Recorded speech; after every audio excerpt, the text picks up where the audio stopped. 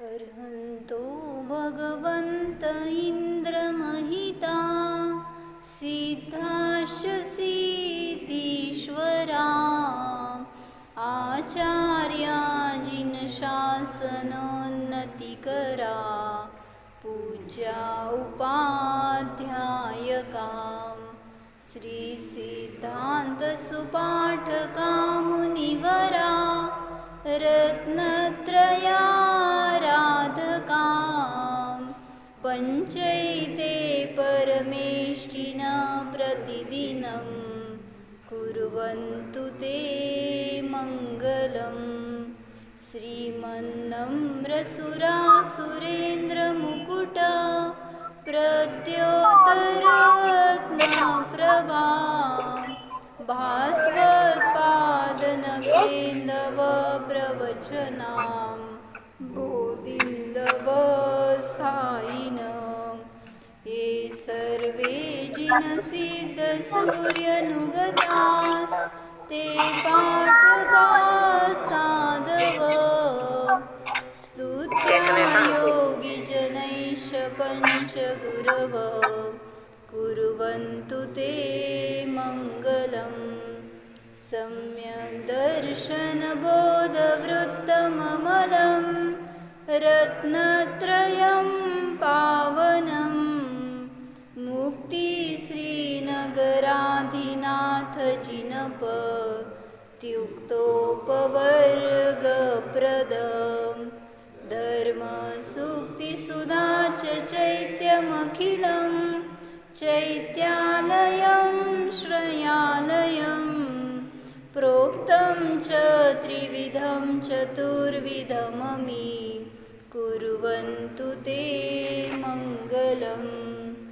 नाभेयादिजिनादिपास्त्रिभुवन ख्याताश्चतुर्विंशति श्रीमन्तो भरतेश्वर प्रभृतयो ये चक्रिणो द्वादश ये विष्णुप्रतिविष्णुलाङ्गलधरा सप्तोत्तरा विंशति त्रैकाल्ये प्रथितास्त्रिषष्टिपुरुषा कुर्वन्तु ते मङ्गलम् कुर्वन्तु मे मङ्गलं कुर्वन्तु नो मङ्गलम्।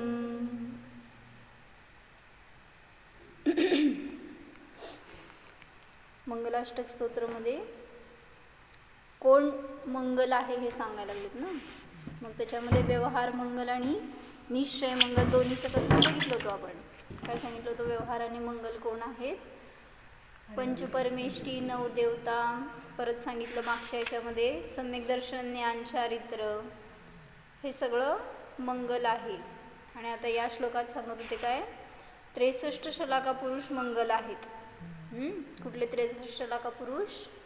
चक्रवर्ती, तीर्थंकर, नारायण, प्रतिनारायण आणि बलभद्र असे एकूण 63 शलाका पुरुष आहेत जे व्यवहाराने मंगल आहेत असं सांगितलं.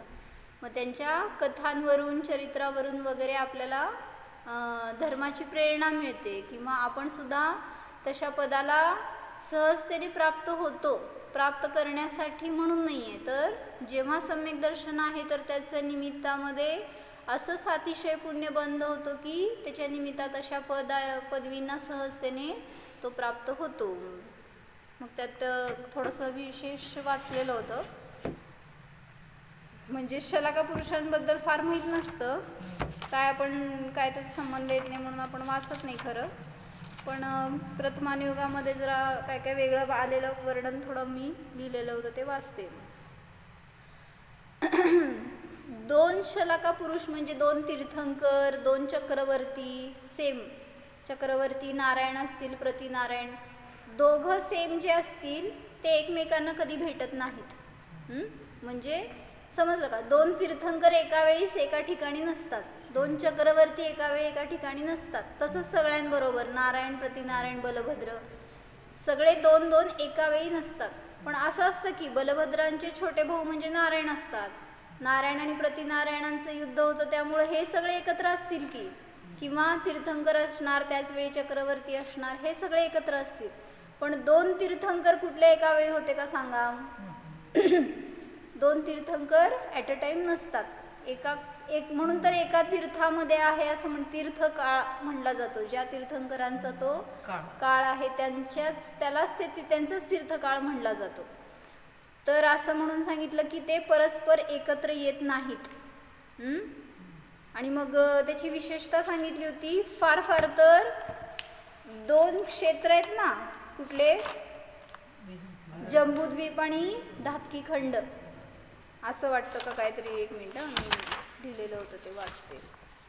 म्हणजे 2 तीर्थंकर 2 चक्रवर्ती किंवा ते काय नारायण वगैरे जरी भेटले तर कसं भेटतील, त्यांचा मिलाप कसा होतो याच्यासाठी थोडंसं सांगितले होते. धातकी खंडाचा कपिल नारायण आणि जम्बूद्वीपातील कृष्ण नारायण, हा अंतिम नारायण होता ना कृष्ण, तर यांचा चिन्ह मात्राने मिलाप झाला होता. म्हणजे मिलाप होईल असं म्हटलं होतं. एक दुसऱ्याच्या शंखाचा शब्द ऐकणे तथा रथांच्या ध्वजा पाहणे एवढ्यानेच त्यांचा परस्पर साक्षात्कार होतो. समोर एकमेकांचे ते येत नसतात. म्हणजे असे एक विशेषता सांगितली. त्या ध्वजांवर वगैरे चिन्ह असतं ना रथांच्या वगैरे, किंवा शंखनाद केला त्यांनी, तर तेवढ्याच अपेक्षेने ते एकमेकांच्या निकट येतात. बाकी इतर त्यांचा काही संबंध एकमेकांशी येत नाही. ते पण कुठले? जम्बूद्वीपातले आणि धातकी खंडातले असा संयोग आला होता. एकाच क्षेत्रातले तर 2 एका वेळेस एके ठिकाणी येत नाही. हे थोडंसं वेगळं वाटलं होतं, माहीत नव्हतं त्यामुळं. आणि दुसरं काय लावलं होतं की आम्हा नेहमी सांगतात ना, कोणी म्हणजे इथं हे घेतलं विशेषतेने की बलदेव, चक्रवर्ती, तीर्थंकर, नारायण, प्रतिनारायण, कामदेव, देव आणि नारकी सगळेच. तर या सगळ्यांना दाढी आणि मिशी नसते. ते जे शलाका पुरुष आहेत ना त्यांना पण विशेषता सांगितली की हे दाढी मिशी रहित असतात. मग आम्हा पण नेहमी सांगतात ना, म्हणजे उत्कृष्ट पुरुष असतात ना ते अशा छंदांमध्ये नसतात. म्हणजे हे छंद नाही, ॲक्च्युली ते दोष आहे म्हणून सांगितलं. म्हणून दाढी मिशी दोष असतात नसतं. तेच की, म्हणूनच नारकींना पण नाही आहे, देव नारकी आणि हे शलाका पुरुषमध्ये पण. तर अनेकांना तो दोष आहे म्हणून ते नसतं असं सांगितलं. कारण ह्यांच्या ठिकाणी अतिशय पुण्याचा उदय असल्यामुळं अशा दोषास्पद गोष्टी त्यांच्याजवळ दिसून येत नाहीत. म्हणजे देवान नारकींमध्ये लावायचं का? सगळ्यांनाच नाही आहेत की, त्रैशलाका पुरुषांना पण नाही आहेत. तेच ना, मग दोष म्हणजे हे दोष आहेत. दाढी मिशी असणं हे दोष आहे. आणि मग त्यांच्या ठिकाणी हे नसतं असं सांगितलं. मग आम्हा पण नेहमी सांगतात काय, कोणीतरी असं आलं समजा फॅशन म्हणून करून काय वाढवून वगैरे, काय प्रसन्न भैया या आम्हांकडे सांगतात आम्हा उत्तर. मग त्यावेळेस तिथं आम्हा सांगतात नेहमी की दीक्षा घेणार असला तर वाढवा, आणि मग ते काढून टाकायचं डायरेक्ट दीक्षेच्या वेळेस. नाहीतर इतर वेळेस तुम्हाला कोणाला ते ठेवायला अलाउड नाही. नाही तीर्थंकरांचे काय आहेत की कुठं जेव्हा 13व्या गुणस्थानात गेले तेव्हा नसतात.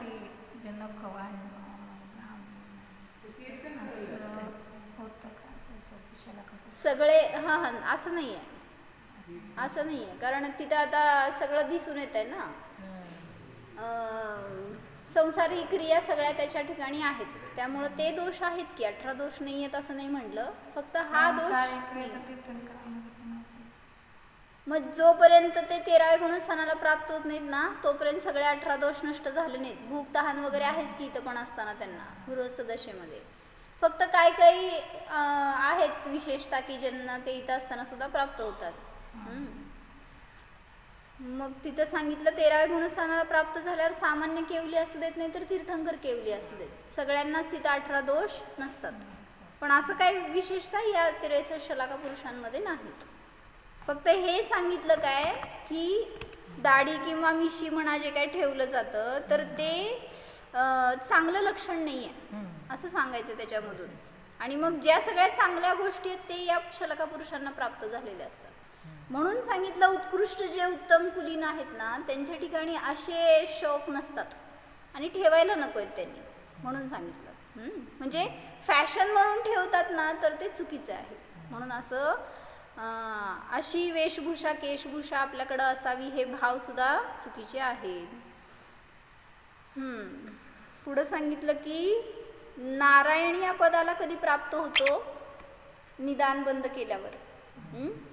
पण तरीसुद्धा सांगितलं की त्यांना सम्यक्त्वाची महिमा म्हणून नारायण पद मिळतं, किंवा म्हणा सम्यक्त्वाचं महात्म्य म्हणून त्यांना आत्ता 700 पुण्याचा उदय असतो, सगळी ती जी वैभव मिळालं. हां, नरकात जातात. पूर्वभवात सांगते वाचते का, कोणी जीव पूर्वभवामध्ये भेद अभेद रत्नत्रयाची आराधना करून विशिष्ट पुण्याचा बंध करतो, पश्चात अज्ञान भावाने निदान बंद करतो, तेथून मग तिथं त्याला तो नारायण पदवीचा बंध झाला, नारायण पदाला गेला. नारायण पदातून जेव्हा निदान बंद केला त्याच्यानंतर सांगितलं स्वर्गात गेला आणि नारायण झाला, आणि मग नारायण झाल्यावर नरकात जाणार. कारण नियोग असा आहे की नारायण आणि प्रतिनारायण नियमाने मरून नरकात जातात. प्रतिनारायण सांगितलं की त्याच्याकडं पण म्हणजे सम्यक्त्वाची प्राप्ती करतायत, स्वर्गात जात आहेत, स्वर्गातून येत आहेत, नारायण होत आहेत आणि नरकाला जात आहेत. हां, नाही तिथंच निदान बंद केला. जेव्हा सम्यक दर्शनाची प्राप्ती केली त्याच्यानंतर अज्ञानाने निदान बंद केला.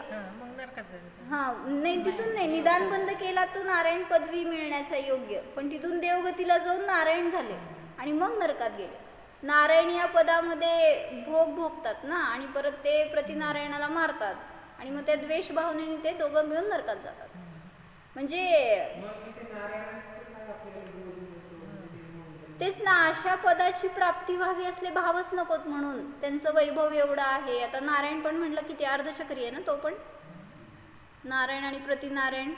कृष्ण होता तो अर्धचक्री होता, 3 खंडाचा अधिपती, आणि प्रतिनारायण पण तेवढा तसंच वैभवशाली. पण त्या पदाला प्राप्त झाल्यावर ते प्रतिनारायणाचं तर किती वाईट सांगितलं की त्याला पण जे चक्र असतं ना, ते चक्र त्यांनी सोडलं युद्धामध्ये नारायणावर, पण ते चक्र येऊन त्यालाच मारतं. म्हणजे त्याच चक्राने नारायण प्रतिनारायणाचा वध करतो. म्हणजे सांगितलं म्हणून शत्रुयुद्धामध्ये 9 वासुदेव म्हणजे नारायण 9 वासुदेवांकडून स्वतःच्या चक्राने मृत्यूला प्राप्त होऊन नरकात जातात, असे ते प्रतिनारायण असतात. कृष्ण नारायण होता, प्रतिनारायण असा मरतो. आता लक्ष्मण कोण होतं आणि रावण कोण होतं? रावण आणि लक्ष्मण. लक्ष्मण प्रति नारायण होता लक्ष्मण, आणि रावण प्रति नारायण होता. त्यामुळं रावणाचा वध झाला आणि तो नरकात गेला प्रतिनारायण, आणि हा लक्ष्मण पण त्याला मारतो, त्यामुळे तो पण नरकात जातो. असं सगळ्या क्षेत्रात होतं बरं का. आणि नियोगच आहे, जो त्या पदाला प्राप्त होतो ना, नियमाने असंच म्हणणार. किती काय म्हणायचं, सगळं लिखित आहे बघा की असं असायला पाहिजे. म्हणजे कुठंही असं विभिन्नता येत नाही, सगळ्यांचे परिणाम असेच असतात त्या पदाला गेल्यावर. किती म्हणजे आपण सेफ राहायला पाहिजे की आपल्याला असले भाव न होत. आपल्याला त्या वैभवाकडे बघितल्यावर वाटतं की मिळावं असलं पाहिजे वगैरे, पण त्याच्याबरोबर हे पण सगळं मिळालंय. म्हणजे असं एकमेकांशी युद्ध करणार, मरणार आणि नरकात जाणार, हे पण त्याच्याबरोबर येणार आहे. म्हणून सगळे डूज अँड डोंट सगळे माहिती असले तर तसले काही चुकीचे परिणाम आपल्याकडनं होणार नाहीत. ॲक्च्युली ज्ञानीला सांगितलं ना, म्हणून असले कुठले भाव नसतात की काय मला पुढच्या भवात हे मिळावं, याची प्राप्ती व्हावी वगैरे. पुढं जे 169 शलाका पुरुष सांगितलेत ना, त्यामध्ये येतात 11 रुद्र. तर ते 11 रुद्रांबद्दल थोडंसं सांगितलं की 11 रुद्र हे अंगाचे धारी असतात. किती? 10व्या अंगापर्यंत जातात. 9 अंग म्हणतो ना, 11 अंग आणि 9 पूर्व. तर 11 अंगाचे धारी असतात. 14 पूर्वापर्यंत जात नाहीत, ते सांगायचे. 10व्या पूर्वाचे अध्ययन करताना विषयाच्या निमित्ताने तपापासून भ्रष्ट होऊन, म्हणजे ते नाही का देवी प्रसन्न होतात आणि त्या येऊन त्याला काय म्हणतात आमिष दाखवतात, काय पाहिजे का वगैरे, तुम्हाला एवढे मी भोग देतो, त्याच्यात ते भुलतात. आणि मग ते आपल्या तपापासून भ्रष्ट होतात, त्याची मागणी करतात, ते भोग भोगतात आणि त्याचं फळस्वरूप त्या पदातून भ्रष्ट होतात. सगळं काय सांगितलं, 10व्या पूर्वाचे अध्ययन करताना ऐका की, 10व्या पूर्वाचे अध्ययन करताना विषयाच्या निमित्ताने तपापासून भ्रष्ट होऊन, सम्यक्त्व भ्रष्ट होऊन नरकात जातात. ते विद्यानुवाद पूर्वाचे पठन करताना इहलोक संबंधी फळाचे भोक्ता झाले व अंगीकार केलेल्या संयमापासून भ्रष्ट झाले. भव्य असल्याने धारून सोडलेल्या त्या सम्यक्त्वाच्या महात्म्याने एका पर्यायात सिद्ध होतात. कसं असतं बघा की खेळ, म्हणजे एवढ्या अंगाचं, एवढ्या ज्ञानाचं धारी होणार तर तिथं तेवढं विशेषता पण प्राप्त झाली आहे ना ज्ञानाची. त्यामुळं अनेक कर्मांची निर्जरा झाली, ज्याच्या निमित्तामध्ये शीघ्र ते मोक्षगामी होणारे असतात. एकच भाव सांगितलं. एका भावात सांगितले, एका पर्यायात सिद्ध होतात. ते सम्यक दर्शनाचं महात्म्य आहे. नाही, आपण कसं म्हणतात नारायण प्रति नारायण बलभद्र, मग ह्यांचं काय काम, रुद्र काय करत, काय काम नाही आहे. शलाका पुरुषांमध्ये त्यांना एक घेतलेलं आहे फक्त. काय काम करायचं नाही तुम्हाला, काळजी करू नका. हे पण नरकाला जातात. घेतलं. रुद्र पण मरून नरकाला जातात, कारण भ्रष्ट होतात म्हटलं ना. आणि मग नंतर म्हणून म्हटलं ना, एका पर्यायात ते सिद्ध होतात. भव्य असतात, त्यामुळं सिद्ध गतीला प्राप्त होतात. सगळे शलाका पुरुष भव्य असतात. मग ते कुठं किती फिरून कधी जातील, पण जाणारच नियमाने मोक्षाला, कारण सम्यक दर्शनाच्याच निमित्तात या शलाका पदाला प्राप्त झालेले आहेत ते. एका भावात जातात का किती भावात जातात? तेच ना, आता यांचं आलं असं रुद्राचं की एका पर्यायात जातात म्हणून. आता नारायण प्रति नारायण वगैरे नरकातून येणार आणि मग तीर्थंकर होणार, कोण गणधर होणार, कसं भाव धारण करतील त्यानुसार त्यांना तिची मुक्ती दाखवली. नाही, असा काही नियम नाही का नारायण प्रति नारायण एकाच भावामध्ये किंवा दोन भावात जातात असं? असा काही नियम नाही. आत्ता सांगितलं ना त्यांनी, नारायण असतात ते मरून नरकात जातात, मग तिथून येऊन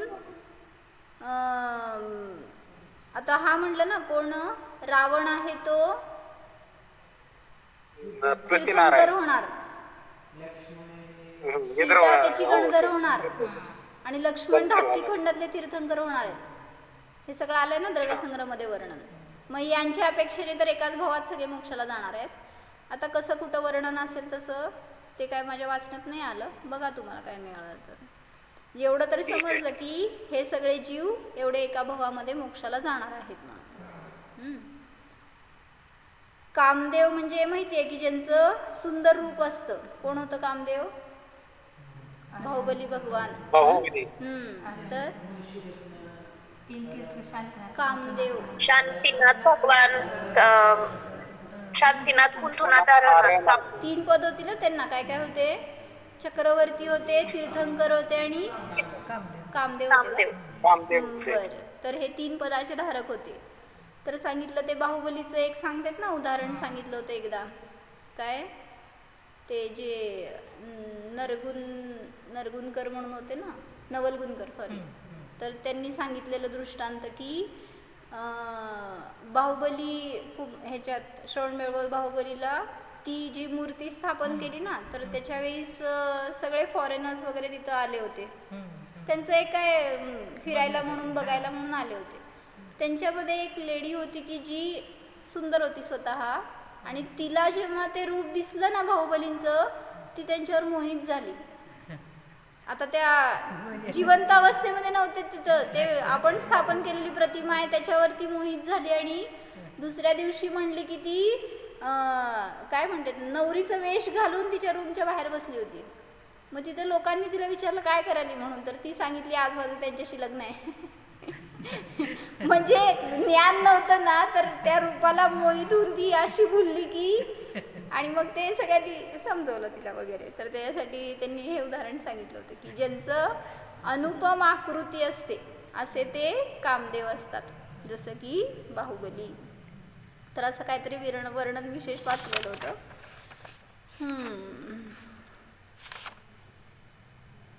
आणि मी एक परवा सांगितलं ना तुम्हाला, काय जेव्हा सम्यक दर्शन, निर्विकल्प सम्यक दर्शन प्राप्त करतोय, ज्यावेळेस निर्विकल्प अनुभूती घेतोय, त्या समयाला कशाचा बंध होतो? आश्रव बंध असतो तो नाही नाही, आता आपल्याला आपण पण चतुर्थ पंचम षष्टम सप्तम गुणस्थानामध्ये असणाऱ्या जीवाला जेव्हा अनुभूती घेतोय त्या समयात निर्विकल्प आहे, मग त्या समयात तो सर्वथा निराश्रव निर्बंध आहे का? नाही. हां हां, तर सांगितलं हे जे आहेत ना सगळे चारित्र मोहन याच्या प्रकृती क्रोध मान मायलोभ सगळ्यांचं उदय चालू आहे, त्यामुळं आश्रव बंध पण निरंतर आहे. चौथ्या गुणस्थानामध्ये अप्रत्याख्यानावरणाचा आश्रव बंध आहे ध्रुव, आणि 5व्या गुणस्थानात प्रत्याख्यानावरण, 6व्या 7व्या गुणस्थानात संज्वलन. हे उदय हे आश्रव बंध तुम्हाला सम्यक्त्वातून भ्रष्ट करत नसतात, त्यामुळं त्या अनुभूतीत ते काय बाधा करू शकत नाहीत, त्यांचं काय बळ नाही आहे तेवढं. मग तिथं सांगायचं होतं मला की मी जे म्हटलं ना तुम्हाला की तिथं अतिशय पुण्यबंध पण म्हणजे चांगल्या प्रकृती शुभ प्रशस्त प्रकृतींचा आश्रव बंद होत असतो त्या काळामध्ये. मग ते त्यांनी इथं जरा खुलासा घेतला होता की सम्यक दृष्टीला सातिशय पुण्यबंध होतो. महान पुण्य प्रभावाने कोणी इंद्र चक्रवर्ती तीर्थंकर कामदेव आदी होतो. सम्यक्त्वाने पुण्यबंध होत नाही. कशाने होतो?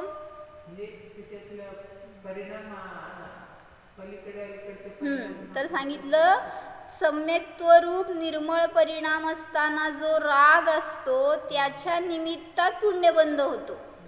म्हणजे म्हणून त्याच्याबरोबर सम्यक्त्वाच्या निकट म्हणा मागं पुढं त्यावेळेस जो काय राग भाव आहे ना त्याच्या निमित्तात आश्रवबंध होतो, सम्यक्त्वाने आश्रवबंध नाही होत. कळते का मला काय सांगायचंय? जर असं त्यातलं खोच लक्षात घ्या. निर्विकल्प अनुभव घेतोय त्या परिणामाने किंवा त्याच्यामुळं झालं नाही आश्रवबंध, त्याच्याबरोबर असणारा जो राग भाव आहे त्याच्या निमित्तामध्ये सांगितलं आश्रव आणि बंध होतात, पण ते नियमाने प्रशस्त प्रकृतीच बांधल्या जातात. जसे अरिहंतांनाही साताचा बंध आणि उदय चालू आहे. कुठं 13व्या गुणस्थानामध्ये आहेत तरी सुद्धा तिथं पण थांबला नाही आश्रव आणि बंध. मग तिथं काय करायला लागले ते?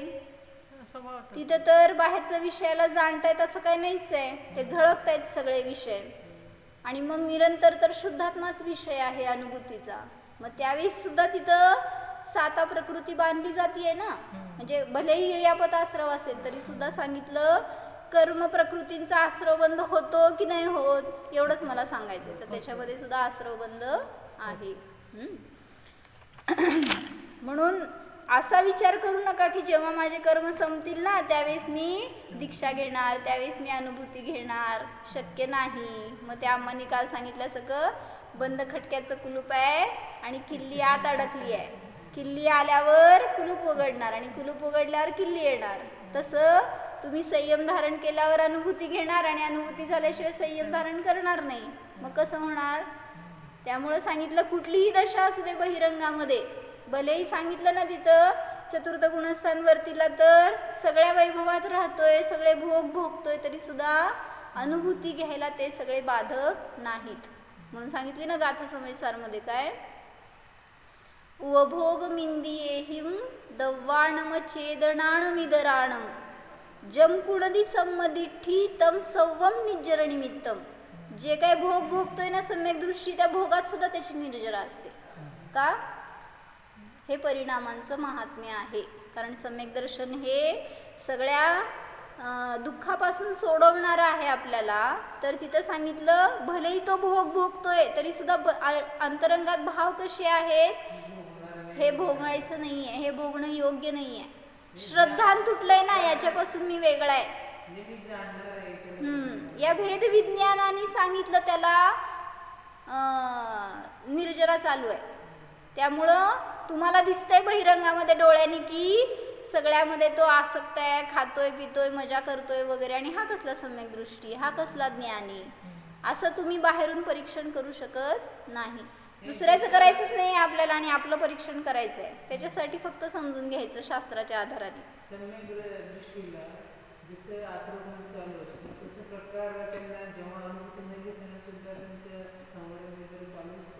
जेव्हा पंचम गुणस्थानवरती असेल त्याला निरंतर आहे. चतुर्थ गुणस्थानवरती असंयमी असल्यामुळं जेवढा काळ तो सम्यक्त्वात आहे तेवढ्या काळात संवरपूर्वक निर्जरा आहे. मग संयमी म्हटलं ना, म्हणून तर एक संयम घेतला जरी आजीवनपर्यंत सम्यक दर्शनपूर्वक एखादा नियम असेल तर तो सुद्धा पंचम गुणस्थानाला प्राप्त होतो. आणि त्या जीवाला त्या गुणस्थानात पहिल्या समयापासून निरंतर निर्जरा असते. मग हे संयमाचं महात्म्य आहे. आज कुठला धर्म आहे? उत्तम संयम धर्म आहे. मग कुठले संयम घ्यायचे? चला सोडा पटापटा. सगळे दागिन्यांचा त्याग, सगळ्या घराचा त्याग, परिग्रहाचा त्याग, मोहाचा त्याग ज्ञानातून करा हो. लगेच बाहेरून सोडणार नाही आपण. हे मी करतोय, भोगतोय, हे चुकतंय, हे भाव असतील ना तरी आपला लवकर उद्धार होणार. आपण ते परिणामातूनच स्वीकारत नाही आहे. कसं जमणार आहे का? शक्य आहे का? असे लगेच आपले वचन असतं. त्यामुळं म्हणजे स्वतःहून धरून ठेवलोय, स्वतःहून त्याला काय म्हणायचं, आपल्याकडून ते शक्य नाही आहे. हे आपण लावलेले बॅरियर्स आहेत आपल्याला, म्हणून आपण उद्धार करू शकत नाही आहे. करा ना तुम्ही, पुरुषार्थ करा तर सगळं जग जिंकू शकता. मग इथं काय अवघड आहे? मग काल मी काय वाक्य सांगितलं होतं? ज्ञानीला कशाला विश्वास असतो? ज्ञानीला ज्ञानाचा विश्वास असतो.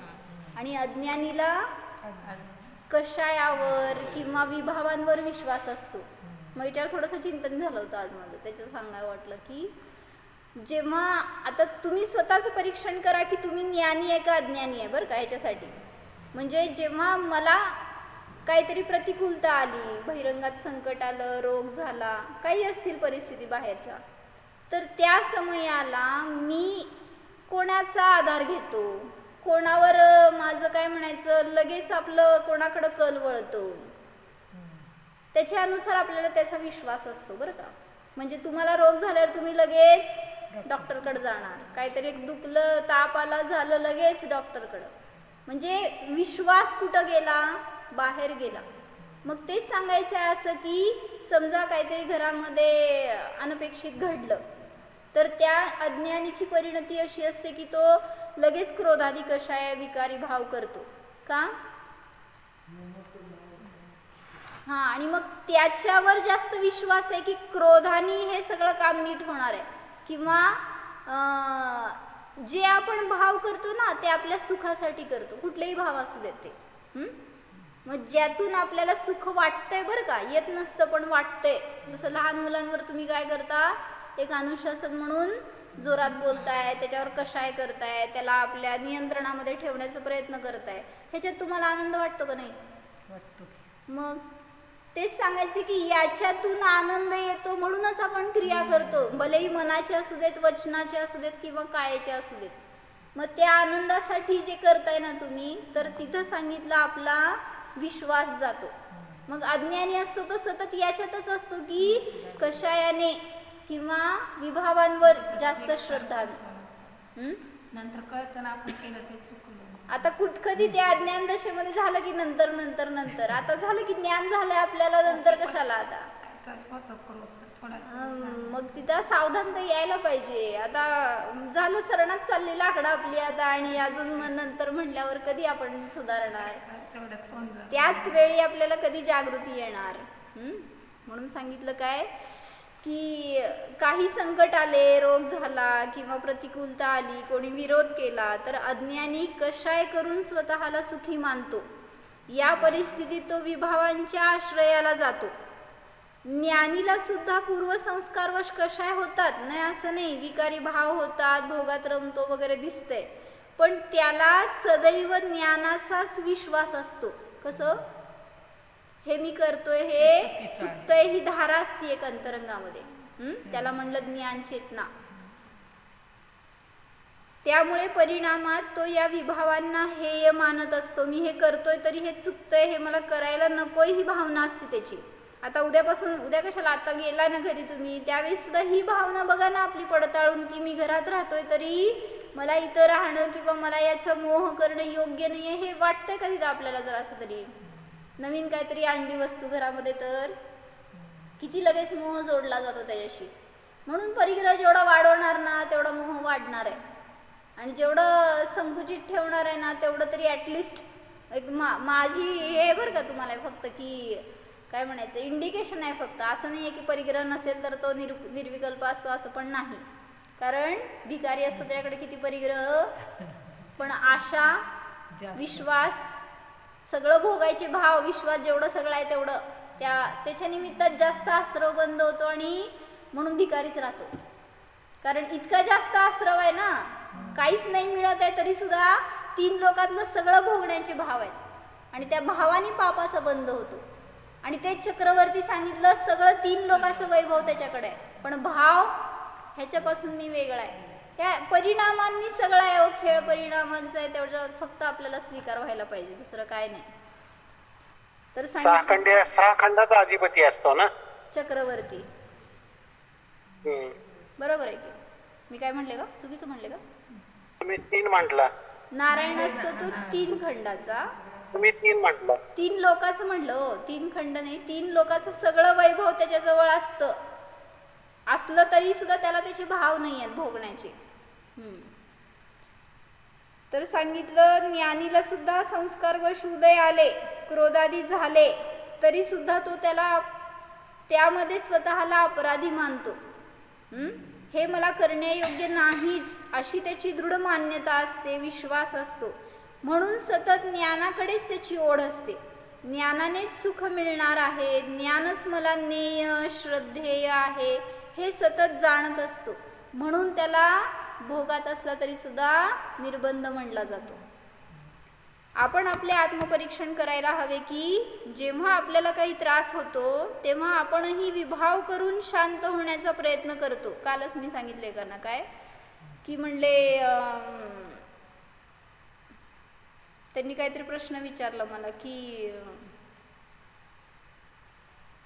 काय विचारलं होतं संयमी निकाल प्रश्न आपण वाचायला बसल्यावर. मंदिरात जाते इतर मंदिरात जाते, हां माझी हां श्रद्धा पण हां असते. हां असं त्यांनी विचारलं एकांनी की म्हणले ते नव्हतं विचारायचं, सांगायचं मला दुसरं काहीतरी झालं होतं विषय.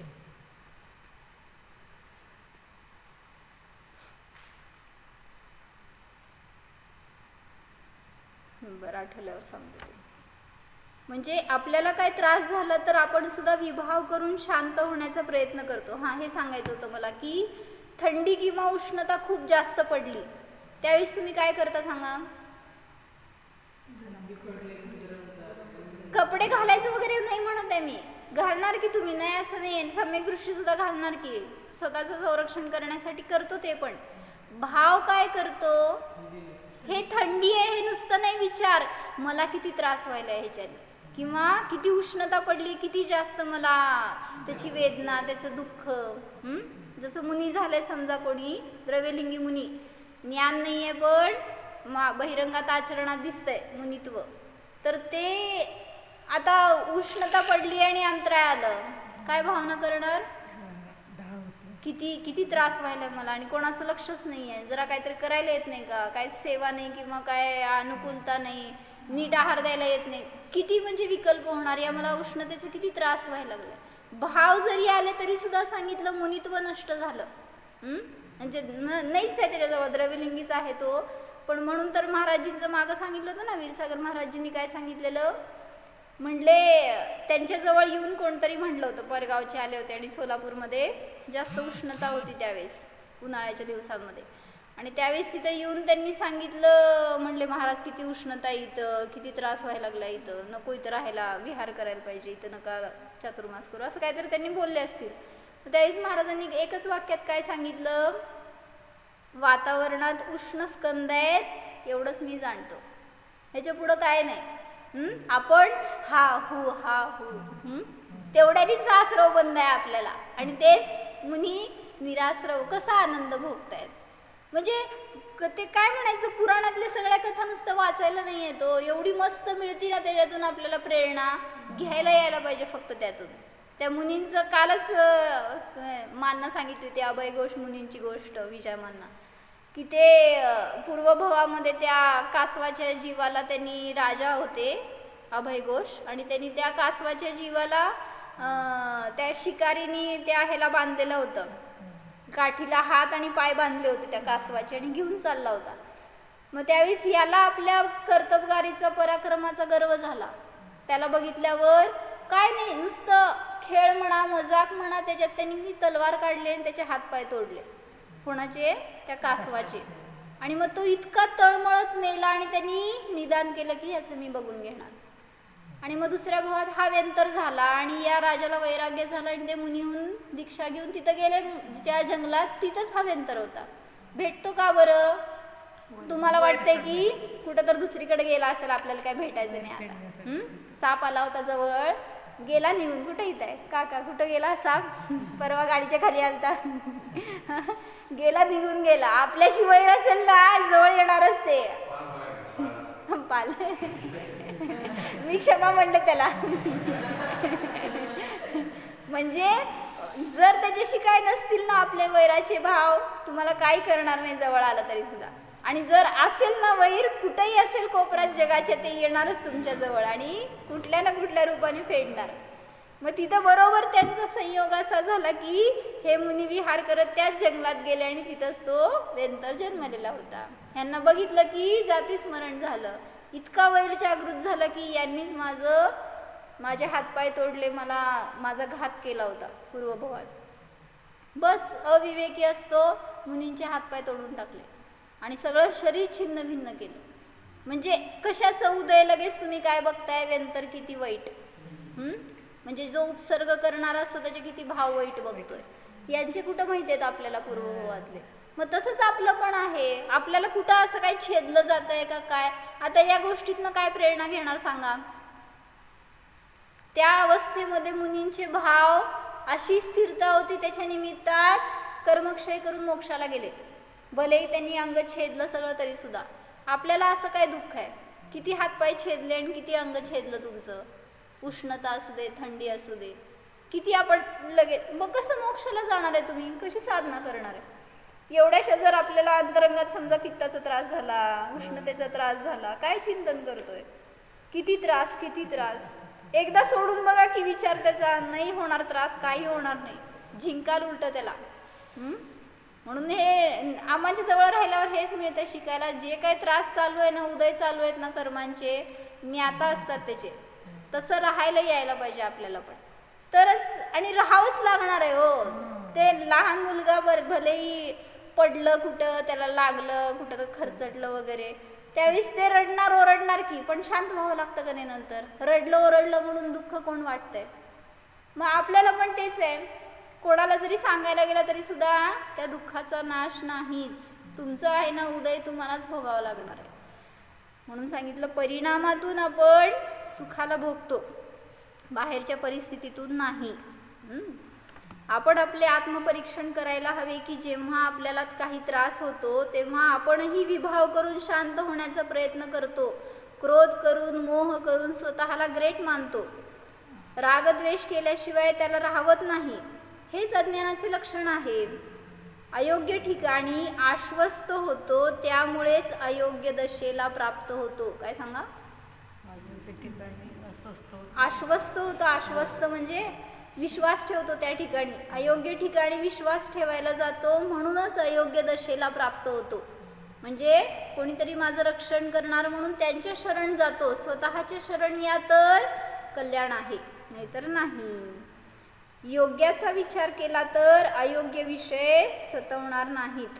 म्हणून आपले श्रद्धास्थान पुन्हा पुन्हा पडताळा आणि स्वतःवर असं श्रद्धान ठेवा, असा विश्वास ठेवा की याच विषयाने माझं कल्याण होणार आहे. स्वतःच्या आश्रयानेच मला मोक्षाची, सुखाची प्राप्ती होणार आहे. ओम.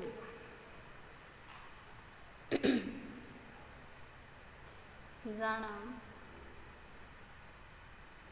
स्वतःच्या निर्भय स्वभावाला जाणा. या विश्वामध्ये माझ्यासाठी मीच शरणभूत आहे. मीच मंगल आहे, उत्तम आहे. विश्वास करा, श्रद्धान करा.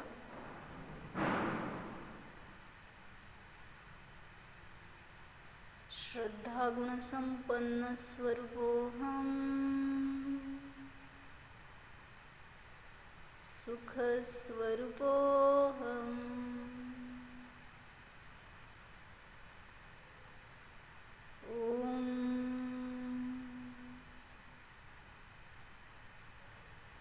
विसर.